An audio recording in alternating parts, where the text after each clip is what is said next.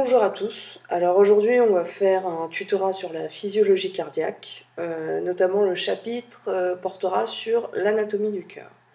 Donc les différentes parties portent les noms suivants. Le cœur est une pompe à deux corps, l'écoulement dans le bon sens grâce aux valves cardiaques, les parois cardiaques et les cellules du myocarde. Donc on va commencer avec la partie A, qui est le cœur est une pompe à deux corps, qui contient deux sous-parties, le circuit du sang et la comparaison entre le cœur droit et le cœur gauche. Donc déjà pour commencer, on va revoir les différentes structures du cœur. Donc comme vous voyez ici, on a la veine cave supérieure, juste ici, alors je ne peux pas vous montrer. Donc la veine cave supérieure, la veine cave inférieure, oreillette droite, ventricule droit, oreillette gauche, ventricule gauche, l'artère aorte, l'artère pulmonaire, les veines pulmonaires et les différentes valvules. Valvule artérielle, valvule auriculo-ventriculaire. Donc le cœur, ce qu'il faut savoir, c'est que c'est un organe musculaire creux dont la taille est à peu près celle du poing fermé. Il est situé dans le thorax, à peu près au milieu entre le sternum en avant et la colonne vertébrale dorsale en arrière. Donc contrairement à ce qu'on croit, le cœur ne se situe pas à gauche, en fait il est bien au centre. Mais en fait, il va avoir une base qui est plutôt située vers la droite et un apex situé vers la gauche, du fait de son axe qui est incliné. Et du coup, c'est à gauche du sternum que l'on va percevoir les battements du cœur quand on a des palpitations et que l'on peut sentir les battements du cœur en posant la main sur le thorax, d'où la croyance commune mais erronée que le cœur est situé à gauche dans la poitrine. On va continuer. On va avoir deux types de circulation dans la circulation sanguine. En fait, on va avoir la circulation dite systémique et la circulation pulmonaire. Donc, dans la circulation systémique, comme vous le voyez dans le schéma, le sang va aller oxygéner les différents tissus de l'organisme.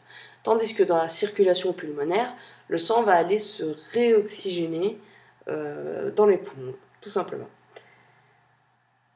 Donc le cœur est bien entendu un seul organe, mais ses côtés gauche et droite sont deux pompes distinctes.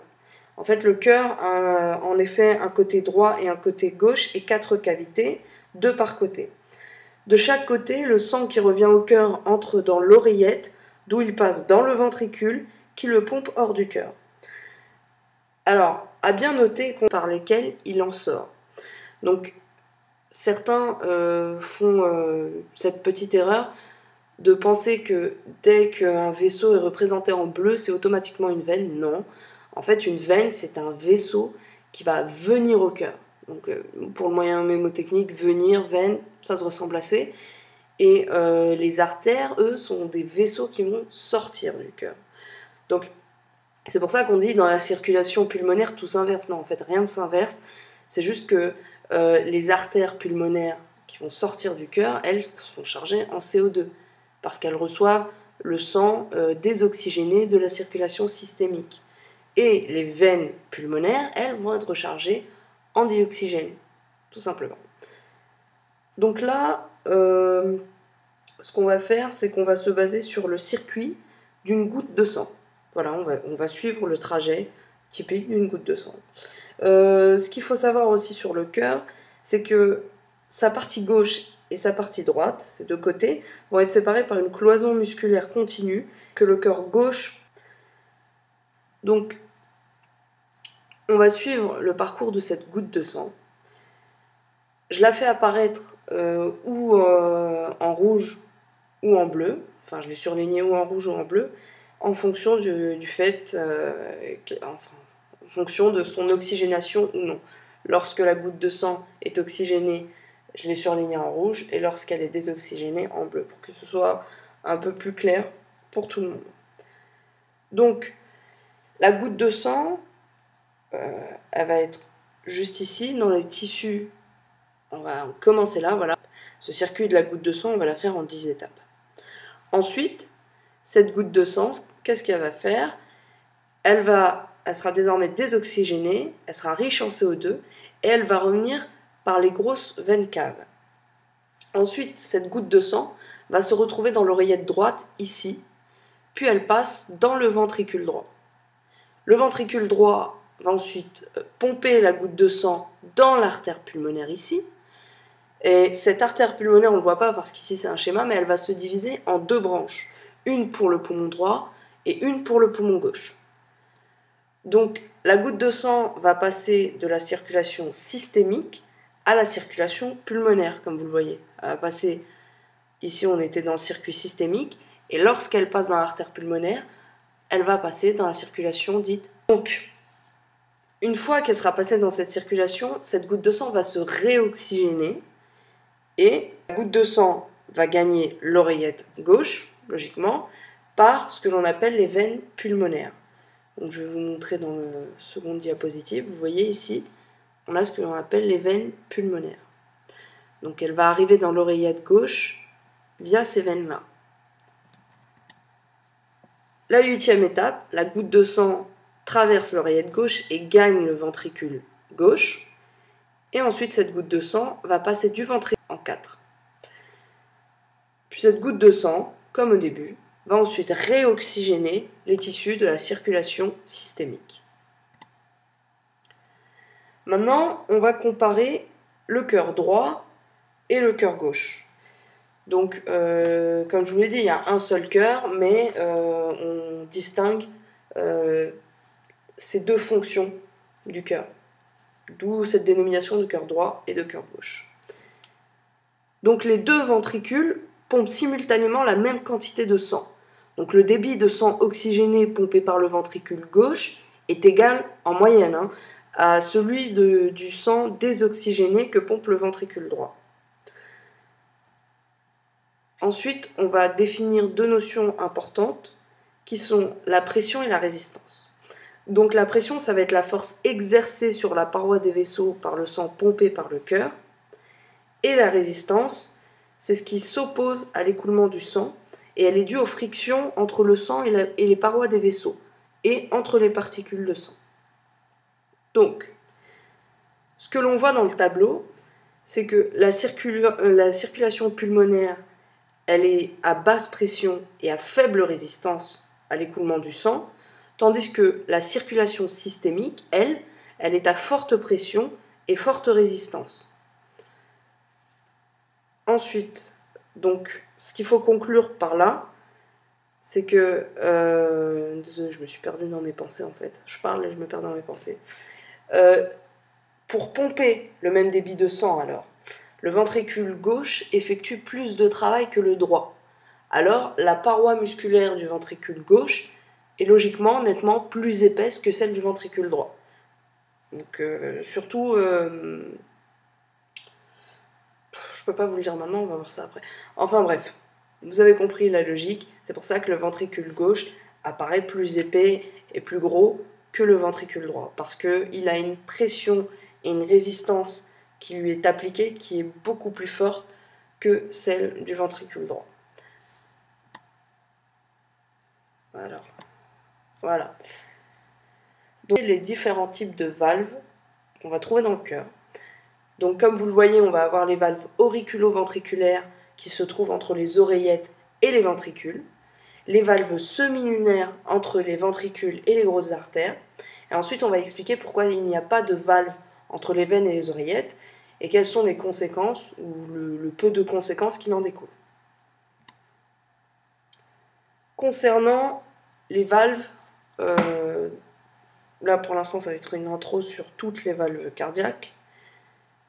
Donc l'écoulement du sang dans le cœur va se faire uniquement des oreillettes vers les ventricules et de ceux-ci vers les grosses artères. Donc le sens de l'écoulement va être imposé par 4 valvules unidirectionnelles. Donc bien se souvenir unidirectionnelle parce que le fait qu'elle soit unidirectionnelle empêche le reflux. Ce qui est très important, sinon on perdrait une grosse fraction d'éjection du sang. Donc voilà, ces valves, elles vont s'ouvrir et se fermer de façon passive sous l'influence de la différence de pression entre les deux faces. Par exemple, je vous ai dit, quand la pression du ventricule gauche est supérieure à la pression qui se trouve dans l'aorte, eh bien la valve va s'ouvrir et laisser le sang se déverser dans l'aorte. Elle va se refermer automatiquement quand on arrivera à un certain équilibre des pressions, ou plutôt quand la valeur de la pression dans le ventricule gauche sera enfin inférieure à celle de la pression de l'aorte. N'oubliez pas, vu que les 4 valves sont unidirectionnelles, on n'a pas de reflux de sang.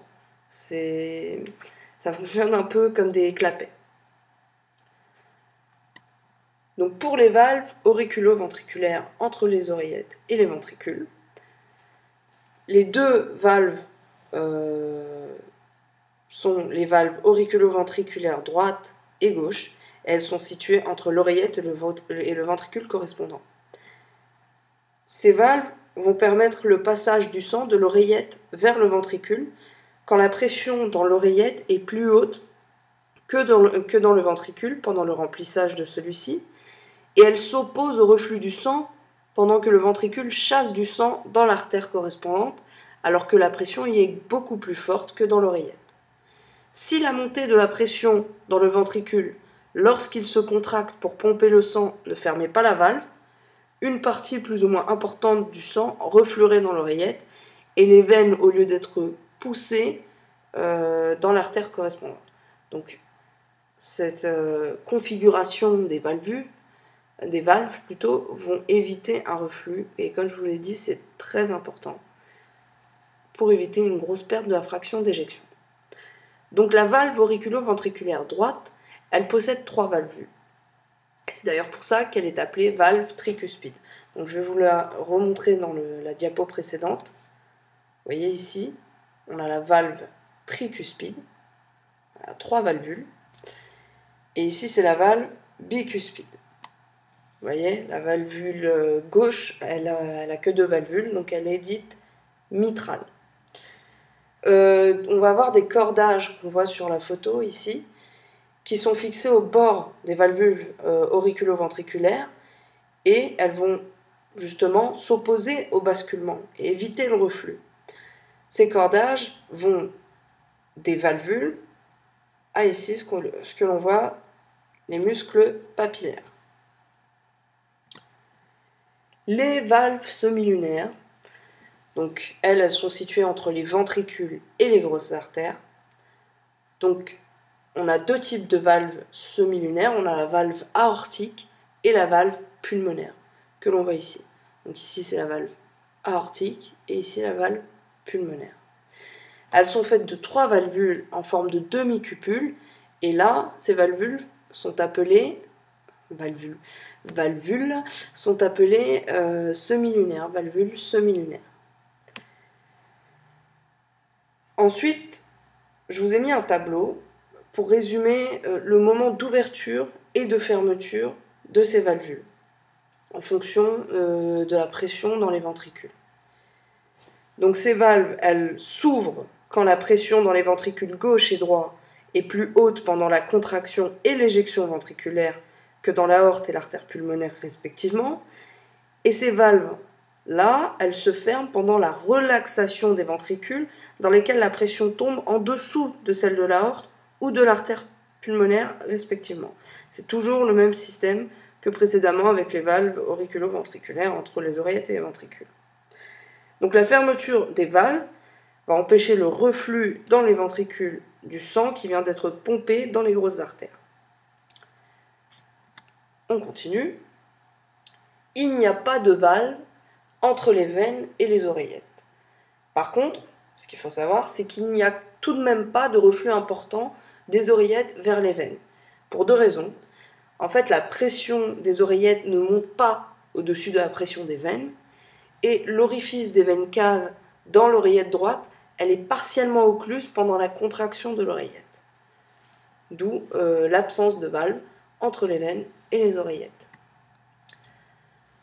Maintenant, on va étudier les parois cardiaques. Ces parois cardiaques sont faites de faisceaux de cellules musculaires disposées surtout en spirale. On va avoir dans les parois cardiaques 3 types de parois. On va avoir l'endocarde, le myocarde et l'épicarde. Concernant l'endocarde, il est constitué d'une fine couche d'endothélium. C'est un tissu de type épithélial et il va tapisser la totalité de l'appareil circulatoire. Donc on le voit ici. Vous voyez, c'est cette fine couche, assez sinueuse ici. Ensuite, on a le myocarde, qui lui constitue la couche moyenne. Ce myocarde est fait de cellules musculaires et elle est la plus volumineuse des 3 couches constituant les parois cardiaques. Vous voyez, cette grosse couche ici, cette masse musculaire, constitue un peu plus d'infos sur le myocarde. Donc, il est fait de cellules musculaires formant des faisceaux disposés en spirale autour des cavités cardiaques. Vous verrez plus tard l'importance de cette formation en spirale pour la contraction du cœur. L'épicarde, lui, est un fin feuillet et il recouvre tout le cœur. Donc, ici, vous avez l'épicarde, très fin. Maintenant, les cellules du myocarde, ce qu'il faut savoir, c'est qu'elles sont ramifiées et leurs extrémités sont reliées entre elles par ce que l'on appelle les disques intercalaires, qui vont être très importants après pour le relais de l'influx nerveux. Donc ici, vous avez une représentation des cellules du myocarde. Donc on a les myofibrilles striées, que vous devez connaître, je pense, le noyau, moi les capillaires, voilà, les capillaires, le tissu conjonctif ici, et surtout, ces fameux disques intercalaires. Donc ces disques intercalaires sont constitués de 2 types de jonctions, les jonctions desmosomales et les jonctions communicantes. Donc voilà pour aujourd'hui. Plus tard, enfin dans le prochain cours de physio, nous allons voir, et là ça va se compliquer un peu plus, l'activité électrique du cœur. Donc là on était plus dans l'introduction sur la physiologie cardiaque. Bonne journée à tous.